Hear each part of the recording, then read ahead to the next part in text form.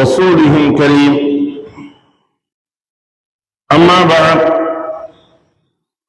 عن أنس بن مالك رضي الله تعالى عنه قال: قال رسول الله صلى الله عليه وسلم: من صلى صلاتنا واستقبل قبلتنا وأكل ذبيحتنا فذلك المسلم الذي له ذمة الله وذمة رسول الله رسوله إلى آخره، أو قال من صلى الله عليه وسلم. صدق رسول النبي الكريم. அன்னைக்குரிய சகோதரர்களே, பெரியவர்களே, இன்று நாம் பார்க்கக்கூடிய பாடம் கிப்லாவை முன்னோக்குதல், திசையை முன்னோக்குதல் சம்பந்தமான பாடமாக இருக்கின்றது. தொழுகையுடைய வெளிப்பொருள்கள் என்பதாக நாம் சொல்வோம். அதில் ஒன்று கிப்லாவை முன்னோக்குதல். கிப்லா என்று சொல்லும் பொழுது நாம் இப்பொழுது இந்தியர்களாக இருக்கக்கூடிய நாம் தெற்கு திசையை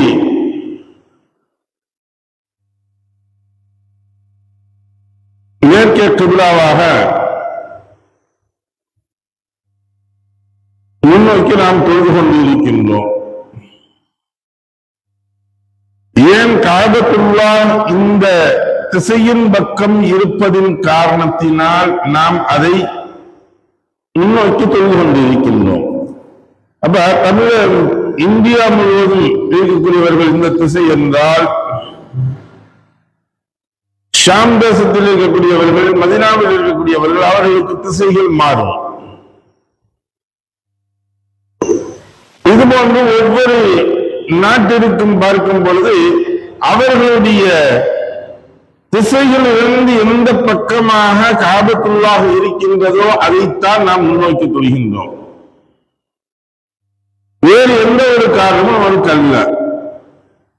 ரசூலுல்லாஹி ஸல்லல்லாஹு அலைஹி வஸல்லம் அவர்கள் கூறும் பொழுது கூறுகின்றார்கள், யார் தமது தொழுகையை தொழுது தமது கிப்லாவை முன்னோக்கி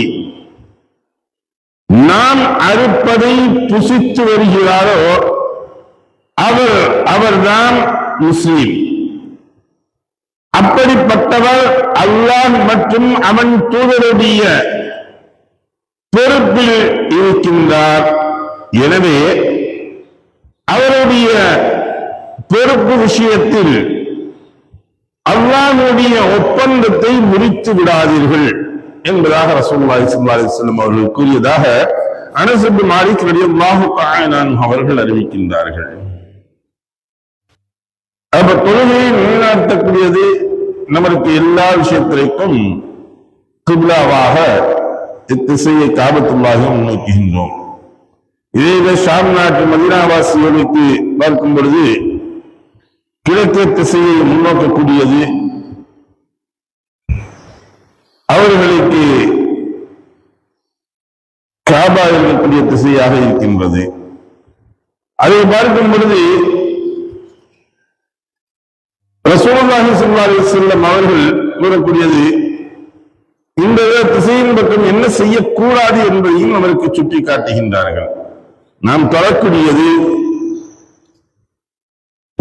இபாதத்துகளுக்கு முன்னோக்கக்கூடியது இந்த திசையில் நாம் வைத்திருந்தாலும், இந்த திசையின் பக்கம் காபத்துல்லாஹின் பக்கமோ முன்னோக்கிய பின்னோக்கி என்ன செய்யக்கூடாது என்பதையும் நமக்கு குறிப்பிடுகின்றார்கள்.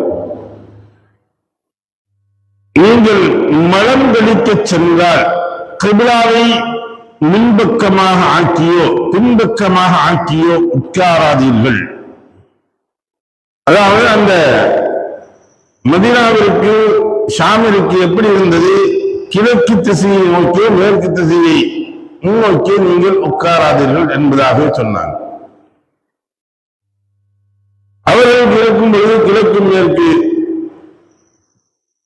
நமக்கு வரக்கூடிய சமயங்கள் அதே இது நமக்கு அதேதான் அவசியம். வருது கிழக்கு மேற்கு தான், மேற்கு தான் முன்னோக்கி தொழுகணுமா. வடக்கு தெற்கு தான் உட்காரக்கூடிய இதை அமைக்கக்கூடியதை அமைச்சுக்கணும். அப்ப இந்த திசையை முன்னோக்கி நாம் என்ன செய்யக்கூடாது, முன்னோக்கியோ அல்லது பின்னோக்கியோ நம்மளுடைய மனம் தரம் கழிக்கக்கூடிய சமயங்களும் சரி, அல்லது நம்மளுடைய வீட்டுகள் அமைக்கக்கூடியதும் சரி, இதெல்லாம் செய்யக்கூடாது. அதே சமயத்தில் நாம் படிக்கக்கூடியது திரையை வைத்து பார்க்கும்போது கிப்லாவின் பக்கம் தலையை வைத்து படிப்போம், காலை நீட்டாதீர்கள் என்பதாக சொல்வார். ஏன் அப்படின்னா மையத்து இறந்து அப்படித்தான் வைக்கணும். நேர் ஆப்போசிட்ல மேல் பக்கம் கிப்லா பக்கம் காலை நீட்டி தலையை சற்று உயர்த்தியதாக அவர்கள் கிப்லாவை பார்ப்பது கொண்டு வைக்கணும். அதே சமயத்துல வடக்கத்துக்காக நாம் ஜனாசாவை அடக்கும் பொழுது நாம் அடக்குவோம். ஜனாசாவை அதுபோன்று அடக்கும் பொழுது சற்று ஒருங்கிணைத்ததாக தலையை திருப்பியதாக கிப்லாவை பார்க்கக்கூடிய அளவிற்கு நாம் திருப்பியதாக வைக்கணும். ஜனாசா வைக்கும் பொழுது அப்படி மல்லாக்க பிறகு வச்சிருக்க சாமி விட்டு போறது. எல்லா சமயங்களிலும் நம்மளுடைய நோக்கக்கூடியது முன்னோக்கக்கூடியது காபாவை முன்னோக்கக்கூடியது, காபாவுடைய அந்த திசையை முன்னோக்கக்கூடியதாகத்தான் நம்முடைய அமல்கள் செயல்பாடுகள் இருக்கு. அதனாலதான் ஒரு நிக்காவுடைய சமயங்கள் எப்படி வேணாலும் உட்கார்ந்து நிக்கா கூடும், அதெல்லாம் ஒண்ணு கூடாதுன்னா இல்லை. இருந்தாலும் ஒரு நல்ல காரியங்கள் அங்கே நடக்கின்றது என்பது எனக்குரிய சமயங்களில் மாப்பிள்ளை உட்கார வைக்கணும், நீங்க இப்படி உட்கார வைங்க, அவர் கிப்லாவை முன்னோக்கி இருக்கட்டும் அப்படிங்கிறத சொல்லுவோம். ஒவ்வொரு விஷயங்களிலும் அதனால்தான் கிப்லாவின் பக்கம் நாம் முன்னோக்கக்கூடியவர்களாக, கிப்லாவின் பக்கம் அதை நாம் சாடக்கூடியவர்களாக இருந்து கொண்டிருக்கின்றோம். எதை படித்தோமோ எதை கேட்டோமோ அதை விளங்கி நடக்கக்கூடிய நன்மக்களாக வல்லவங்களாக மாய்க்கார் ஒருவானாக. ஆகிர் தாவானா அல்ஹம்துலில்லாஹி ரப்பில் ஆலமீன். சுப்ஹானல்லாஹி வபிஹம்திஹி சுப்ஹானக அல்லாஹும்ம வபிஹம்திக வ நஷ்ஹது அன் லா இலாஹா இல்லா அன்த வ நஸ்தக்ஃபிருக வ நதுபு இலைக். ஆமீன். சுப்ஹான ரப்பிக ரப்பில் இஸ்ஸத்தி அம்மா யசிஃபூன் வ ஸலாமுன் அலல் முர்ஸலீன் வல்ஹம்துலில்லாஹி ரப்பில் ஆலமீன்.